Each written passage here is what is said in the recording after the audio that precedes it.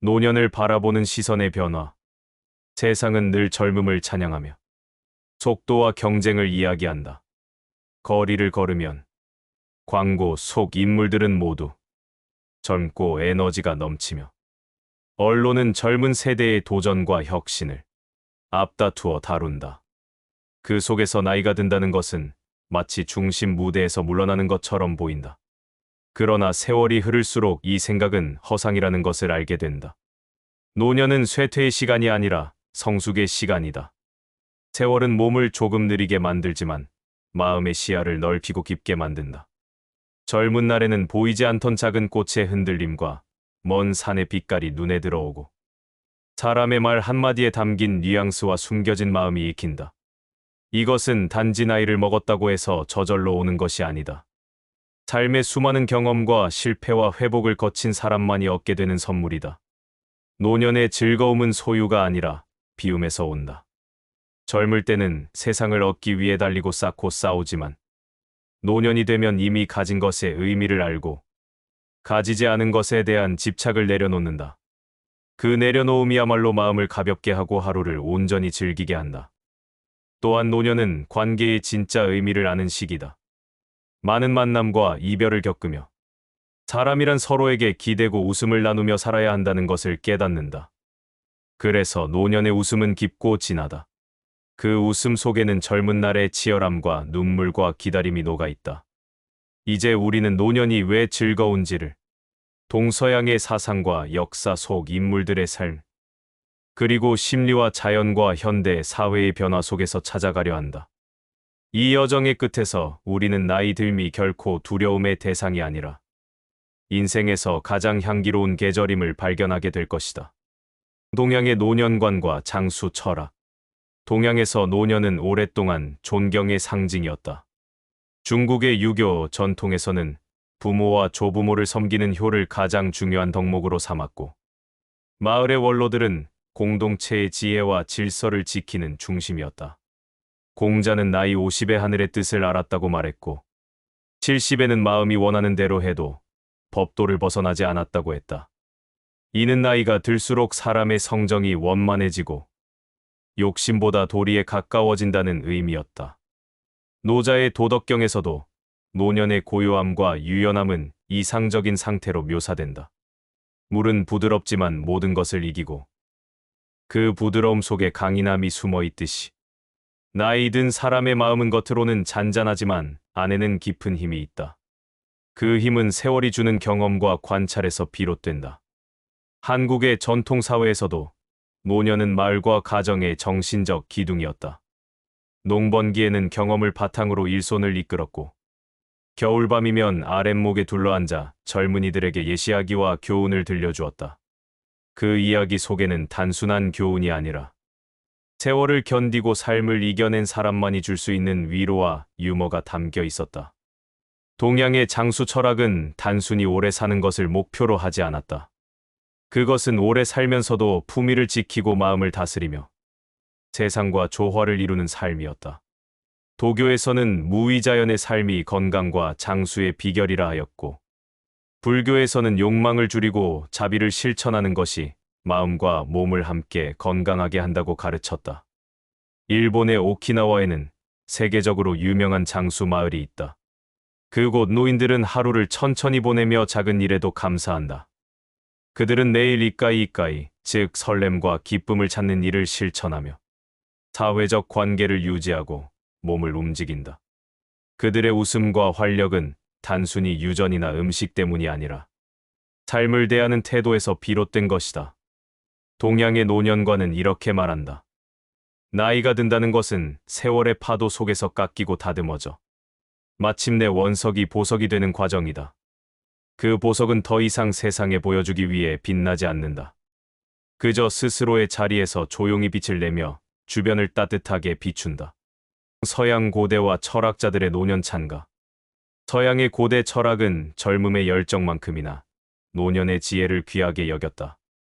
그리스의 철학자들은 인간의 삶을 네 계절에 비유했고, 그중 겨울에 해당하는 노년을 단순한 끝이 아니라 완성의 시기로 보았다. 겨울은 모든 것이 잠든 것 같지만 땅 속에서는 다음 봄을 위한 준비가 이루어지고 그 속에서 생명은 깊고 조용히 힘을 축적한다. 로마의 정치가이자 철학자였던 키케로는 노년에 대한 대화를 따로 남겼다. 그는 노년이 두려움의 대상이 아니라 감사의 대상이라고 말하며 나이가 들수록 육체의 힘은 줄지만 대신 정신의 힘이 커진다고 했다. 젊은 시절에는 빠른 결정을 내리고 몸으로 부딪히지만 노년에는 생각이 무르익어 성급함이 줄어들고 판단이 깊어진다. 그는 이러한 성숙이야말로 노년이 주는 최고의 선물이라 했다. 소크라테스 역시 나이가 들어서도 배움을 멈추지 않았다. 그는 죽음을 앞둔 재판정에서도 변론을 멈추지 않았으며 자신이 배운 것을 제자들과 나누는 것을 즐겼다. 그의 삶은 육체가 늙어도 지적 호기심과 정신적 열정은 늙지 않는다는 것을 보여준다. 그에게 노년은 활동을 줄이는 시기가 아니라 내면의 대화를 더 깊게 나누는 시기였다. 플라톤은 노년의 철학자들이 가장 진리에 가깝다고 믿었다. 그 이유는 욕망과 경쟁에서 한 발 물러난 시선이 세상을 더 넓게 보기 때문이다. 젊음의 눈은 종종 가까운 것에 매달리지만 노년의 눈은 먼 곳을 바라보고 지나온 길과 앞으로 남은 길을 함께 본다. 그 시선은 더 이상 불필요한 집착에 가려지지 않는다. 고대 로마의 원로원은 이름 그대로 원로들이 모이는 의회였다. 그곳의 의원들은 대부분 노인이었고 그들의 경험과 판단력이 제국의 중요한 결정에 반영되었다. 전쟁과 외교와 법률을 다루는 자리에 젊음의 패기보다 경험의 무게를 더 중요하게 본 것이다. 이는 당시 사회가 노년의 가치와 권위를 얼마나 높게 평가했는지를 보여준다. 스토아 철학자 세네카는 노년에 대해 이렇게 기록했다. 인생의 마지막 계절이야말로 가장 고요하고 명확한 사유의 계절이다. 그는 세월을 잃어버렸다고 한탄하기보다 남은 시간을 잘 쓰는 법을 배우는 것이 더 중요하다고 했다. 그 남은 시간을 통해 자신을 돌아보고 세상을 이해하며 마지막까지 품위를 지키는 것. 그것이 노년의 즐거움이라 보았다.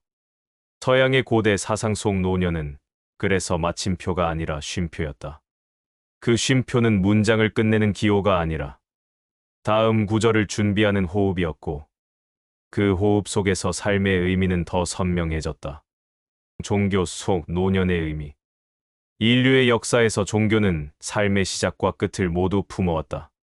탄생과 성장과 죽음에 대한 의식 속에서 노년은 특별한 자리였다. 많은 종교는 노년을 단순한 나이 들미 아니라 영적 완숙의 시기로 보았다.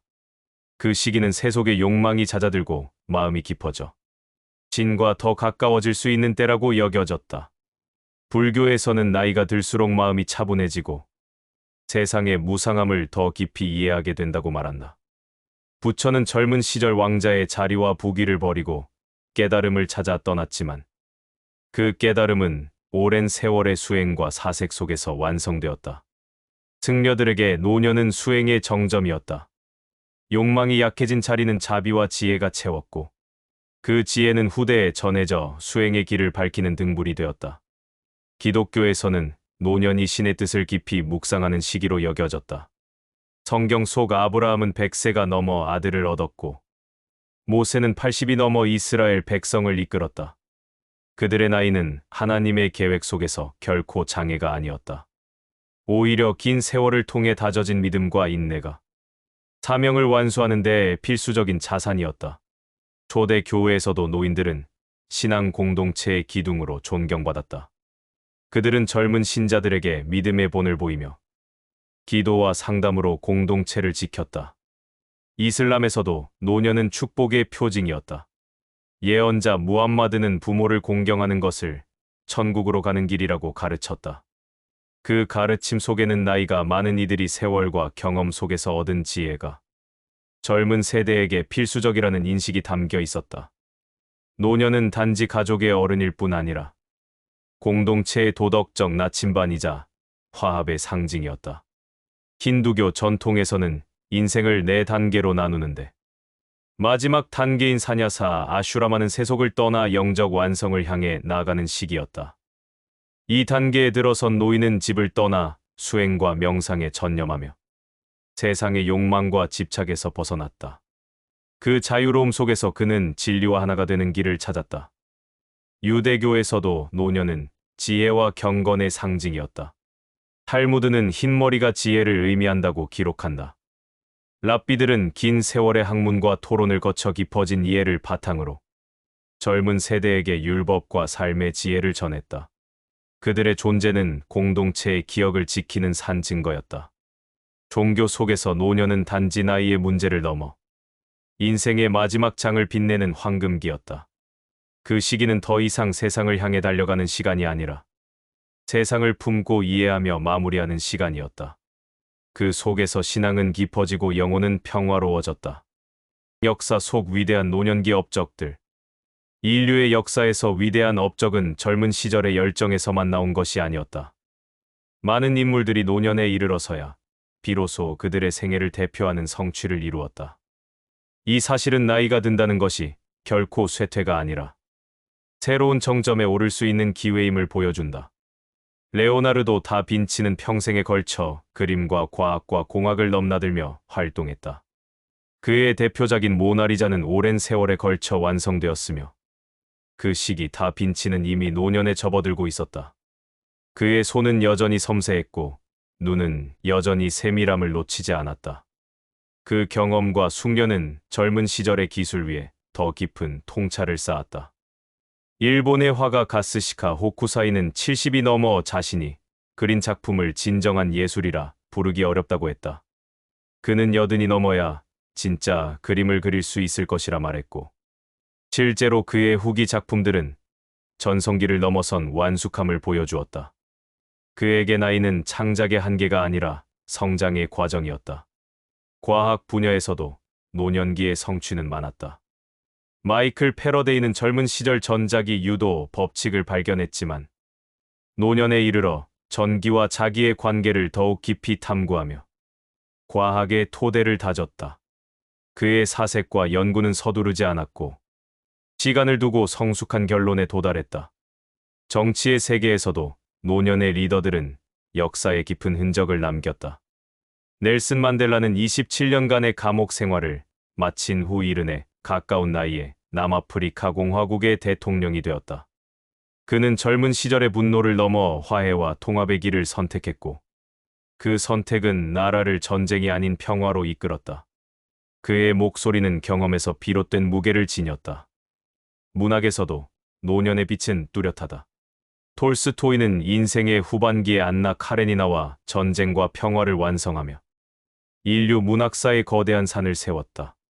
그의 문장은 깊고 느렸으며 젊은 시절에는 볼 수 없었던 인간 이해의 폭을 보여주었다. 이처럼 역사 속 노년의 성취는 한결같이 공통된 특징을 가진다. 그것은 시간의 흐름 속에서 쌓인 경험과 인내와 집중이다. 노년의 업적은 급하게 얻어지는 것이 아니라 수십 년간의 꾸준한 노력과 실패와 배움이 응축되어 나타난다. 노년은 결코 무대 뒤편이 아니다. 오히려 가장 중요한 장면이 펼쳐지는 무대 위다. 그 장면에서 인생의 모든 이야기가 하나로 모이고 그 이야기는 세월의 무게만큼 깊은 울림을 남긴다. 심리학이 말하는 노년의 행복. 현대 심리학은 오랫동안 노년의 삶을 연구해왔다. 그 과정에서 밝혀진 사실은 의외였다. 많은 사람들은 나이가 들수록 행복이 줄어들 것이라 생각하지만 연구 결과는 그 반대였다. 나이가 들수록 삶에 대한 만족도가 높아지고 감정의 안정성이 커지며 작은 기쁨에서 더 큰 행복을 느끼는 경향이 나타났다. 하버드 성인발달연구는 수십 년에 걸쳐 사람들의 삶을 추적하며 무엇이 행복을 만드는지를 조사했다. 그 연구는 명확한 결론을 내렸다. 돈이나 사회적 지위보다 중요한 것은 인간관계였고 이 관계의 질은 노년의 행복을 결정짓는 핵심 요인이었다. 노년이 되면 친구나 가족과의 깊은 관계가 젊은 시절의 경쟁과 성취보다 훨씬 큰 의미를 가진다. 심리학자들은 노년의 행복을 설명하는 이론으로 사회정서 선택 이론을 제시했다. 이 이론은 사람이 나이가 들수록 시간의 유한성을 인식하게 되고 그 결과 의미 있는 활동과 사람에게 더 많은 시간을 쓰게 된다고 말한다. 젊은 시절에는 다양한 기회를 쫓으며 폭넓게 관계를 맺지만 노년에는 깊이 있는 관계를 선택하고 불필요한 갈등과 소모를 줄인다. 이 선택이 스트레스를 낮추고 만족도를 높인다. 또한 노년은 감정 조절 능력이 발달하는 시기다. 젊은 시절에는 분노나 불안 같은 부정적 감정이 쉽게 폭발하지만 세월이 흐르며 사람은 이러한 감정을 다루는 법을 배운다. 그 결과 같은 상황에서도 더 차분하게 반응하고 작은 행복에 더 쉽게 감사한다. 이는 행복의 빈도를 높이는 중요한 요인이다. 인지심리학 연구에 따르면 노인은 부정적인 정보보다 긍정적인 정보를 더 잘 기억하는 경향이 있다. 이는 뇌가 나이가 들면서 자연스럽게 긍정 편향을 가지게 되기 때문이다. 긍정적인 기억은 삶의 만족도를 높이고 과거를 돌아볼 때 후회보다 감사의 감정을 강화한다. 물론 노년이 모든 사람에게 무조건 행복한 시기인 것은 아니다. 건강 문제나 사회적 고립은 삶의 질을 떨어뜨릴 수 있다. 하지만 심리학 연구는 분명하게 보여준다. 적극적인 관계 유지와 의미 있는 활동에 참여하는 사람들은 노년에도 높은 수준의 행복을 경험한다. 또한 자신의 경험을 다른 세대와 나누는 행위는 삶의 목적감을 강화하고 외로움을 줄인다. 노년의 행복은 결국 선택의 결과다. 무엇을 내려놓고 무엇을 지킬 것인지, 어떤 사람과 시간을 보내고 어떤 일을 할 것인지, 이 선택은 나이와 상관없이 시작할 수 있다. 그러나 노년에 이르러서야 그 선택의 힘을 가장 깊이 느낄 수 있다. 자연과 계절이 가르치는 노년의 아름다움. 자연은 끊임없이 변화하며 그 속에서 삶과 죽음과 부활의 순환을 보여준다. 계절은 봄, 여름, 가을, 겨울을 지나며 그 모든 과정을 담아낸다. 노년은 마치 가을과 겨울이 맞닿은 시기와 같다. 가을의 들판은 금빛으로 물들고 나무는 열매를 맺으며 겨울을 앞둔 숲은 고요하고 깊다. 이 시기는 화려함이 사라진 대신 농익은 향기와 성숙한 빛깔로 가득하다. 가을은 단순히 여름의 끝이 아니다. 그것은 한 해의 노력과 시간이 결실로 응집되는 순간이다. 곡식이 여물고 과일이 달아지는 것은 봄과 여름의 땀과 햇살이 모였기 때문이다. 노년 또한 마찬가지다. 젊은 시절의 노력과 경험이 쌓여 인격과 지혜의 열매를 맺는다. 이 열매는 서두른다고 맺히지 않고 오랜 시간과 인내가 필요하다. 겨울은 생명이 잠든 듯 보이지만 땅 속에서는 다음 봄을 준비하는 일이 진행된다. 눈 덮인 숲속의 나무는 뿌리로 영양을 모으고 씨앗은 차가운 흙 속에서 싹틀 날을 기다린다. 노년의 고요함도 이와 같다. 겉으로는 활동이 줄어든 것처럼 보이지만 내면에서는 삶의 의미를 정리하고 다음 세대를 위한 지혜를 축적하는 시기다. 바다의 파도 역시 노년의 아름다움을 비유할 수 있다. 거친 파도는 시간이 지나면 부드러운 물결로 변한다. 그 물결은 더 이상 해안을 향해 무모하게 달려가지 않고 바다 전체의 리듬 속에 어울린다. 노년의 마음도 젊은 날의 격정에서 벗어나 더 큰 흐름과 조화를 이루게 된다. 자연의 모든 생명은 나이를 먹는다. 그러나 나이를 먹는 것이 곧 쇠퇴는 아니다. 나무는 해마다 나이테를 더하며 그 나이테는 그 나무가 겪어온 기후와 계절을 기록한다. 마찬가지로 사람의 얼굴과 손에는 살아온 세월이 새겨지고 그 자국은 단순한 주름이 아니라 이야기와 경험의 지도가 된다. 자연은 우리에게 가르친다. 늙는 것은 사라지는 것이 아니라 변하는 것이라고.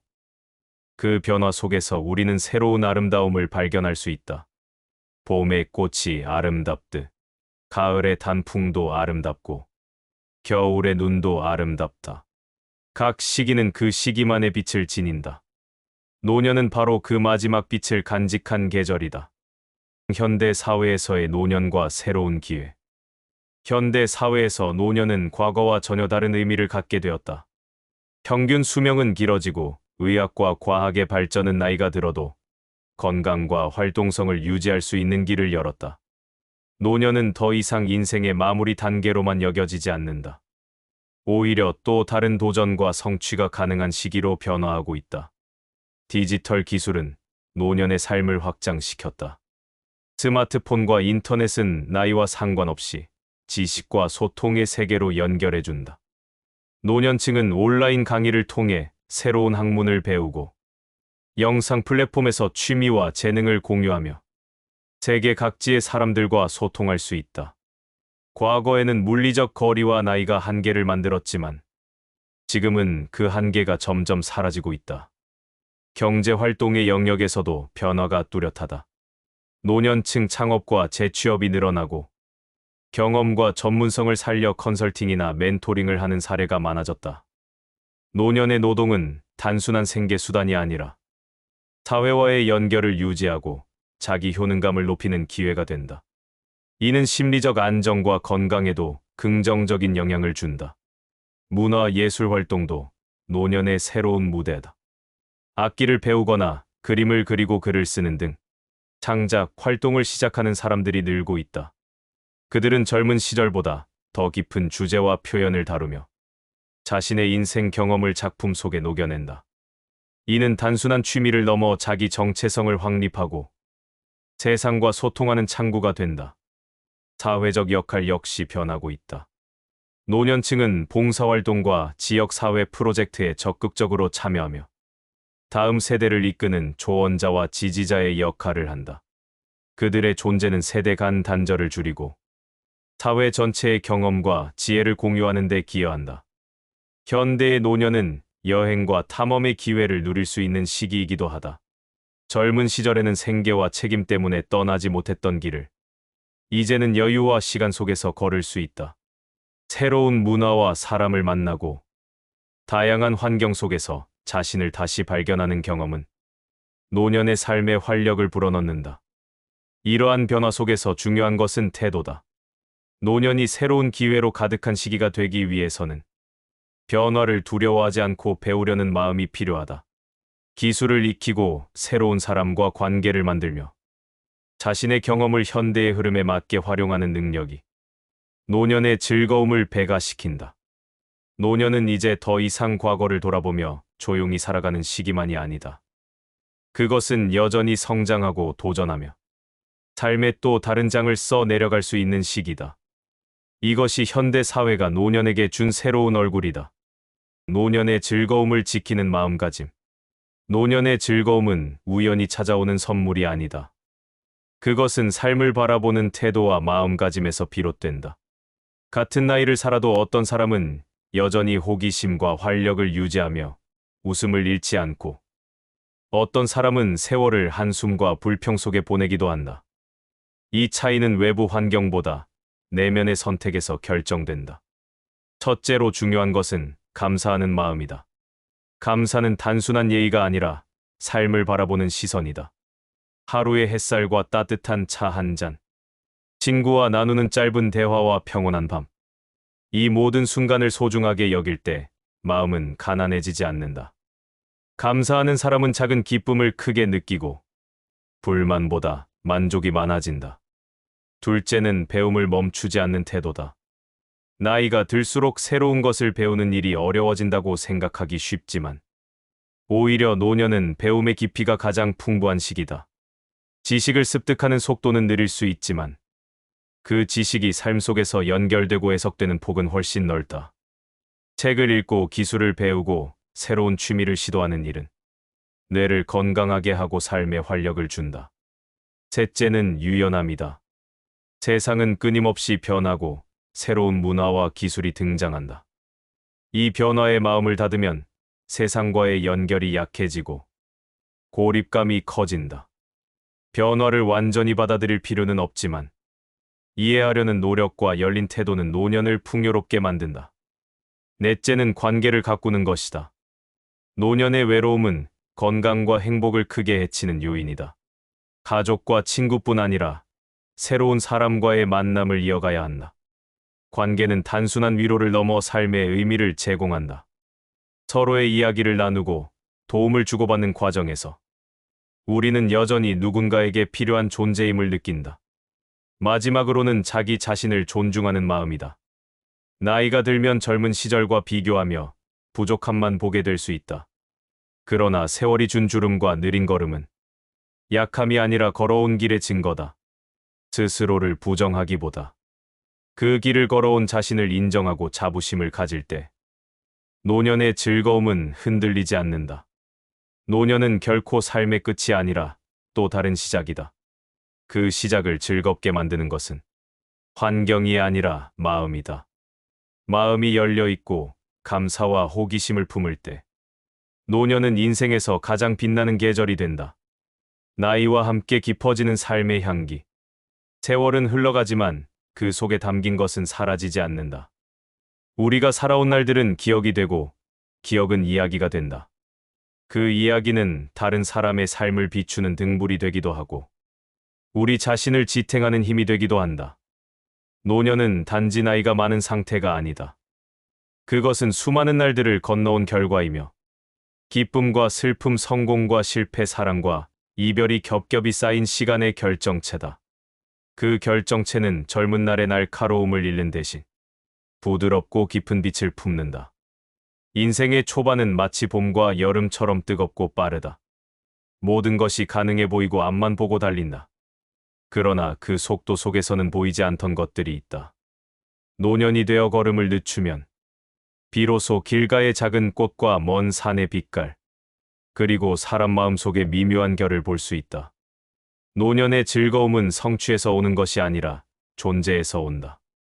해야 할 일을 마치고도 여전히 할 수 있는 일이 남아 있다는 자유.